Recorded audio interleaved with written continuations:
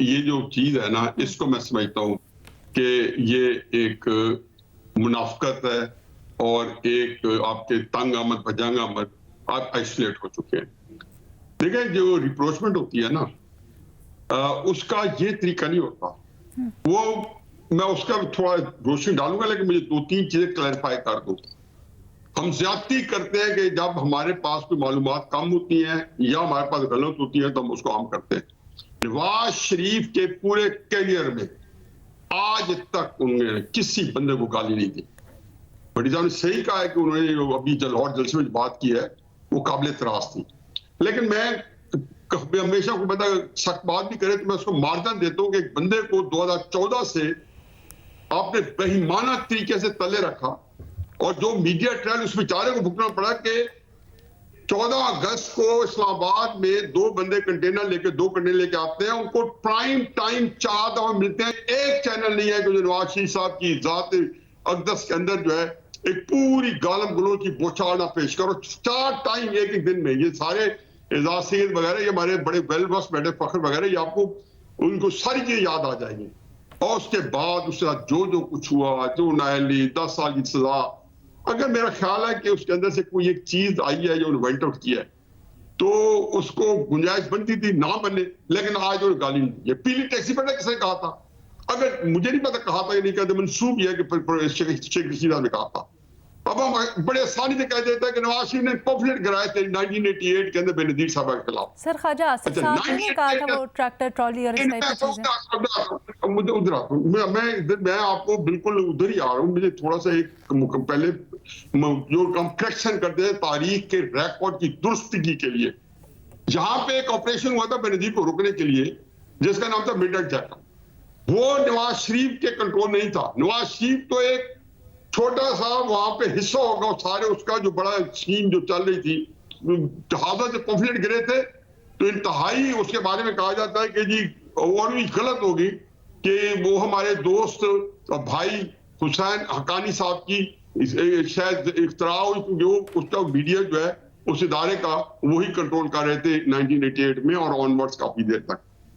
अब आया ख्वाजा साहब ने यकीन उन्हें बहुत खराब बात की, लेकिन आपको गाली को इमरान खान साहब की जो बातें मैं उनको दोहरा नहीं सकता हूं। मैं छोटा सा मिसाल तलवारे के लिए भुट्टो साहब ने 2-3 जगह पे बहुत बातें गलत की और उन्होंने गाली भी दी हुई है। तो मुझे अच्छी तरह याद है जब वो वजीर आजम थे और उसमें पंजाब पंच के एडिटर ने वो गाली छाप दी तो उसको उठा के लेगी थी पुलिस और उसके साथ क्या हाल हुआ हमें पता है। और पंजाब पंच जो है वो उसमें बैन लग गई। उन्होंने गाली छापी क्यों कि भुट्टो साहब ने कहा जी कि काट दो तो फिर काटा क्यों नहीं किया? जलसे में ये बात लाइव उस वक्त डिलेड नहीं होते थे, पीटीवी उसको दिखा रहा था, ये लाइव आई थी। उसके बाद उन्होंने एक मौके बिच्चू रखा। देखिए, मैं हकीकत बता दूं कि ये जो अब असल टॉपिक है, ये जो रिप्रोचमेंट है इसके लिए जो चीज चाहिए उससे पहले मैं एक वाकया बता दूं कि जब इलेक्शन आते हैं ना, मुझे याद है कि मैं 17-18 साल का हूँ तो भुट्टो साहब मियां वाली जलसा करने आए और वो जलसा मैंने अटेंड किया। अब उस जलसे के अंदर बड़ी दिलचस्प बात की, ये होगा कोई अक्टूबर का 1970। उन्होंने कहा कि मुझे जलसा, उन्होंने कोई मजे का नहीं किया, बस 5-7 मिनट बोल के कहते हैं कि मुझे जल्दी जाना है कालाबाग। वहां पे मैंने नवाब ऑफ कालाबाग मेरे कुलीग रह चुके हैं जो गवर्नर साबिक मगरबी पाकिस्तान के साबिक गवर्नर थे अयूब खान वक्त में 1960 से लेकर 1966 तक गवर्नर है, उनकी फातह खानी पे कहना है। अब उसका बैकग्राउंड सुने। नवाब साहब को कत्ल कर दिया था उनके बेटे मुजफ्फर ने, एक लंबी कहानी है क्या क्या होता रहा।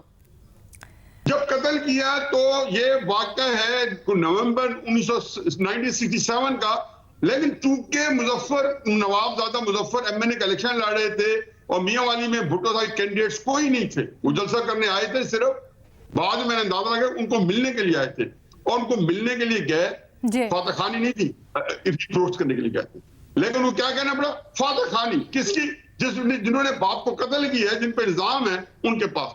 तो ये सारे सियासतदान जो है ये हमारी आंखों में धूल करने देने के लिए या अपने आप को तिफल के ये काम करते रहते हैं। एक ही चीज है रिकंसिलिएशन जो है, मैंने इस तरह का झगड़ा जो उस पार्टी का और एंटी भुट्टो का देखा 70s में, भुगता हूं शदीद, उसका हिस्सा रहा हूं शदीद लड़ाई का, इतनी शदीद लड़ाई के इससे ये थोड़ी सा ज्यादा है कि इसमें गालम गलोच और बहुत कुछ आ गया, लेकिन कम से कम जो फिजिकल सिचुएशन जो ऐसी थी, तो जब ये जो जिसको कहना चाहिए कि 2007 के अंदर उसकी एक आज का कोई रिप्रोचमेंट 2007 में चार्टर ऑफ डेमोक्रेसी के ऊपर, उसमें उन लोगों ने एडमिट किया कि हम एक दूसरे के खिलाफ ज्यादती करते रहे, क्योंकि इस केस में नवाज शरीफ साहब ने बेनजीर साहब के खिलाफ बड़ी ज्यादती की एस्टेब्लिशमेंट का टूल बन के, और बेनजीर साहब ने नवाज शरीफ साहब के साथ ज्यादती की एस्टेब्लिशमेंट का टूल बन के। चुनाचे उन्होंने वहां कहा कि हम किसी का टूल नहीं बनेंगे और ज्यादती खत्म करेंगे। अब इसमें और उसमें यह फर्क है कि आपने नवाज शरीफ साहब को, मैंने पहले भी कहा है कि नवाज शरीफ साहब को कोई बंदा न लेवल प्लेइंग फील्ड दे सकता है न इंसाफ दे सकता है, क्योंकि नवाज शरीफ साहब की 2021 तक की जो पॉपुलर पॉलिटिक्स है वो मिनहात हो चुकी है उसमें से। आज नवाज शरीफ पॉपुलर लीडर नहीं है, इमरान खान, तो सबको जो है ट्रूथ, जो डेस्मंड टुटू ने साउथ अफ्रीका के लिए सजेस्ट किया था कि उन्होंने इससे ज्यादा जहरीली दुश्मनियां थी और ज्यादा भयानक किस्म की जो उसकी जो नस्ल जो परस्ती की जो पॉलिसी थी, उसमें उन्होंने कहा सच बोलो और माफी मांगो। अगर कोई सच नहीं बोलता, उसके बगैर पूरी पेज पर विरोध कर रहा है, तो बिल्कुल सही है। बाकी है कि पीपल्स पार्टी और तहरीक इंसाफ ये भी मिल जाएंगे, लेकिन ये कोई रिकंसिलिएशन नहीं होगी।